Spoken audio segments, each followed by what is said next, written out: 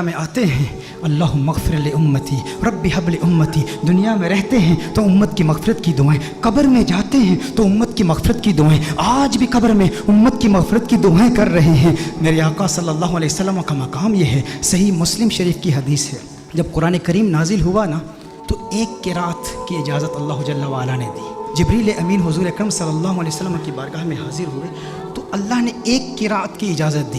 حضور اکرم صلی اللہ علیہ وسلم نے جبریل امین کو واپس بھیج دیا، جبریل واپس چلے جاؤ، اللہ کی بارگاہ میں عرض کرو کہ میری امت کے قبائل تو بہت زیادہ ہیں، اب ایک قرات کی اجازت، یہ میری امت کے لیے اس کا تلفظ آسان نہیں ہے۔ حوّن علی امتی، امت کو سہولت دی جائے۔ نبی کریم صلی اللہ علیہ وسلم نے جبریل امین کو واپس بھیج دیا، جبریل امین اللہ کی بارگاہ میں حاضر ہوئے۔ اب دیکھیں ہندوستان کے علماء بیٹھے ہیں، حضور کے امتی ہندوستان میں بھی رہتے ہیں نا، میں جب ہندوستان میں جاتا ہوں تو وہاں پر جب بیانات میں مجھے دعوت دی جاتی ہے، جب مجھے مدعو کرتے ہیں تو کہتے ہیں شاکب شامی کو ہم دعوت دے رہے ہیں۔ شاکب شامی کہیں گے یا ثاقب سامی کہیں گے؟ تو ہندوستان کے کچھ ایسے علاقے ہیں جہاں پر سے اور شین کو اکٹھے نہیں وہ تلفظ کر پاتے، ادا نہیں کر پاتے۔ نظام الدین اولیاء رحمہ اللہ کی بارگاہ میں گیا تو وہاں کہتے ہیں نجام الدین اولیاء۔ ہندوستان بہت بڑا ہے، میں حیدرآباد دکن میں گیا تو وہاں قرآن کی جگہ قرآن کہہ رہے ہیں، قرآن۔ تو ہر ایک کے لیے تلفظ آسان نہیں ہے، تو میں کہتا ہوں وہ تو ایک ہندوستان ہے، میرے آقا صلی اللہ علیہ وسلم کی امت تو پوری دنیا میں ہے۔ تو حضور نے اللہ کی بارگاہ میں التجا کی کہ یا اللہ میری امت کے لیے بہت مشکل ہے، ایک قرات کی اجازت دی ہے، مزید اضافہ کیا جائے۔ جبریل امین اللہ کی بارگاہ میں حاضر ہوتے ہیں، اللہ ارشاد فرماتا ہے جا جبریل واپس جا، دو قراتوں کی اجازت۔ حضور پھر عرض کرتے ہیں، ارشاد فرماتے ہیں جبریل واپس چلا جا، دو بھی کافی نہیں ہے۔ جبریل امین پھر اللہ کی بارگاہ میں حاضر ہوتے ہیں، مزید اضافہ کیجئے۔ اللہ نے ارشاد فرمایا تین قراتوں کی اجازت۔ حضور کی بارگاہ میں جبریل امین حاضر ہوتے ہیں، حضور فرماتے ہیں حوّن علی امتی، مزید سہولت دی جائے میری امت کو۔ اللہ نے ارشاد فرمایا جا میرے محبوب تیرے صدقے 7 قراتوں کی اجازت ہے۔ اللہ ناراض نہیں ہوا، اللہ نے ناراضگی کا اظہار نہیں کہ میں ارحم الراحمین ہوں، میں اپنی مخلوق کے تلفظ کو نہیں جانتا تو کون جانتا ہے؟ میرے محبوب بار بار جبریل کو واپس کیوں بھیجتا ہے؟ میں نے تو قرآن نازل کیا نا، لیکن اللہ نے ناراضگی کا اظہار نہیں کیا بلکہ اللہ جل وعلا نے پیار کا اظہار کیا۔ اب اللہ کا پیار کیا ہے، اللہ کی محبت کیا ہے کہ محبوب یہ جو 3 بار تجھے تکلیف اٹھانی پڑی نا کہ تو نے جبریل کو 3 بار بھیجا ہے میری بارگاہ میں، اس تکلیف کی وجہ سے محبوب تجھے انعام دیتا ہوں، تجھ پہ اپنی عنایات کا نزول کرتا ہوں۔ وہ انعام کیا ہے؟ تجھے ضمانت والی 3 دعائیں دیتا ہوں، 3 دعائیں۔ صحیح مسلم کی حدیث کا مفہوم پیش کر رہا ہوں، ضمانت والی 3 دعائیں، جب بھی مانگے گا قبول ہو جائیں گی۔ سارے انبیاء کو دعائیں دی گئی، حضرت سلیمان علیہ السلام کو بھی ایک ضمانت والی دعا دی گئی کہ جو دعا کرے گا قبول ہو جائے گی۔ باقی انبیاء کو ایک ایک دعا دی گئی، حضور اکرم صلی اللہ علیہ وسلم کو 3 دعائیں دی گئی کہ ہے محبوب 3 دعائیں ہیں۔ سلیمان علیہ السلام نے دعا کیا کی؟ یا اللہ مجھے بادشاہ ایسا بنا دے کہ میرے جیسا کوئی بادشاہ نہ ہو۔ اللہ جل وعلا نے دعا قبول کر لی۔ ابراہیم علیہ السلام نے اپنی اولاد کے لیے دعا کی کہ یا اللہ میری اولاد میں انبیاء اور رسول بھیج، اللہ نے وہ دعا قبول کر لی۔ حضرت نوح علیہ السلام نے اپنے دشمنوں کی تباہی کی دعا کی، ان کے دشمنوں کو اللہ نے تباہ کر دیا، سب کی دعائیں قبول ہوئی۔ لیکن ہر نبی نے جو دعا کی نا، یا اپنے لیے کی یا اپنی اولاد کے لیے کی یا اپنے دشمنوں کی ہلاکت کے لیے کی، انہیں ایک ایک دعا ملی۔ لیکن کونین کے والی صلی اللہ علیہ وسلم کو 3 دعائیں ملی۔ لیکن میرے آقا کی دعائیں کیا ہیں؟ میرے آقا صلی اللہ علیہ وسلم نے ایک بھی دعا اپنے لیے نہیں کی، 2 دعائیں دنیا میں ہی کر لی اور ایک دعا آخرت کے لیے مؤخر کی۔ دنیا کے لیے جو دعا تھی وہ کیا تھی؟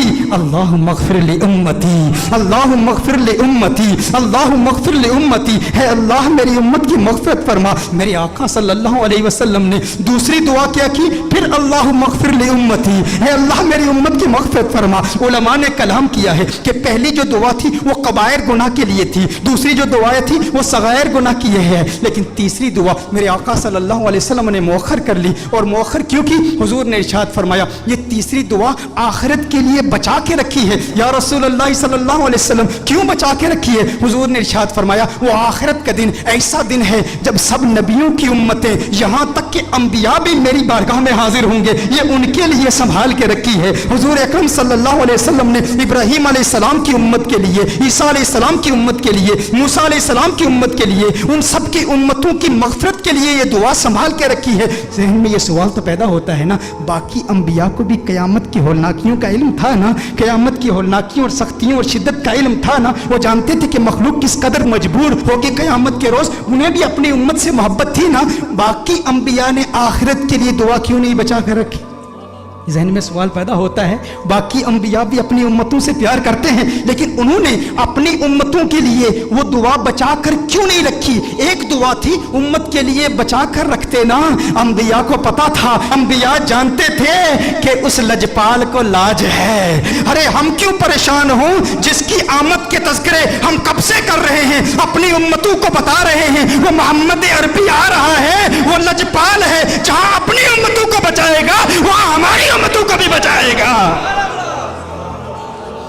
میرے آقا صلی اللہ علیہ وسلم فقط اپنی امت کے لیے نہیں آئے، وہ رحمت للعالمین ہیں، وہ عیسیٰ کے لیے بھی آئے ہیں اور عیسیٰ کی امت کے لیے بھی آئے ہیں، وہ موسیٰ کے لیے بھی آئے ہیں، موسیٰ کی امت کے لیے بھی آئے ہیں، وہ ابراہیم کے لیے بھی آئے ہیں، ابراہیم کی امت کے لیے بھی آئے ہیں، وہ نوح کے لیے بھی آئے ہیں اور نوح کی امت کے لیے بھی آئے ہیں۔ علی نبینا وعلیہ الصلوۃ والسلام، انہیں پریشانی نہیں تھی، وہ جانتے تھے وہ لجپال ہیں، انہوں نے پہلے ہی انتظام کر رکھا ہے، وہ سب کی شفاعت کر دیں گے، کیونکہ میرے آقا صرف اس امت کے لیے نبی نہیں، وہ سب کے لیے نبی ہیں، یہاں تک نبیوں کے لیے بھی نبی ہیں۔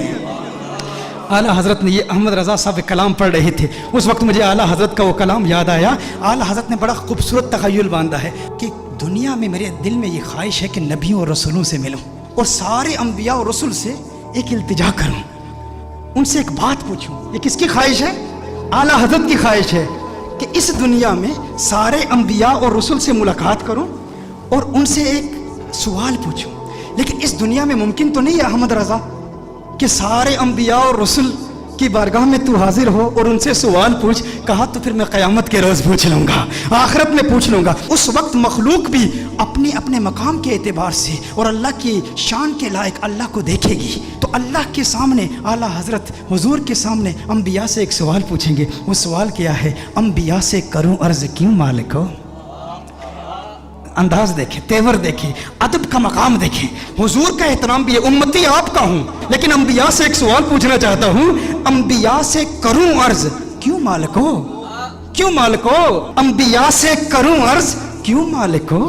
کیوں مالک ہو؟ کیا نبی ہے تمہارا ہمارا نبی؟ یہ جو ہمارے آقا ہیں، جو ہمارے نبی ہیں، کیا تمہارے بھی یہی نبی ہیں؟ انبیاء سے کروں عرض کیوں مالک ہو؟ انبیاء سے کروں عرض کیوں مالک ہو؟ کیا نبی ہے تمہارا ہمارا نبی؟ انبیاء فرمائیں گے احمد رضا آج پوچھ لیا ہے، تجھے موقع ملا ہے اللہ کی بارگاہ میں، انبیاء کی بارگاہ میں، رسولوں کی بارگاہ میں، آقا خود موجود ہیں، پوچھ لیا ہے تو سن احمد رضا، تو نے کہا انبیاء سے کروں عرض کیوں مالک ہو؟ کیا نبی ہے تمہارا ہمارا نبی؟ جیسے سب کا خدا ایک ہے ویسے ہی ان کا ان کا تمہارا ہمارا نبی۔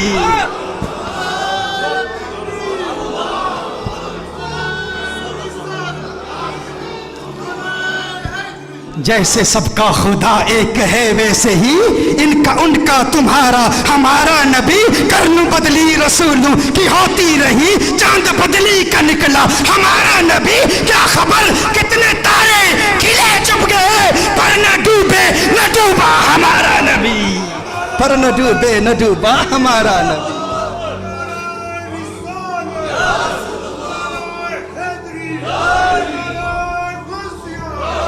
اچھا میں عرض کر رہا تھا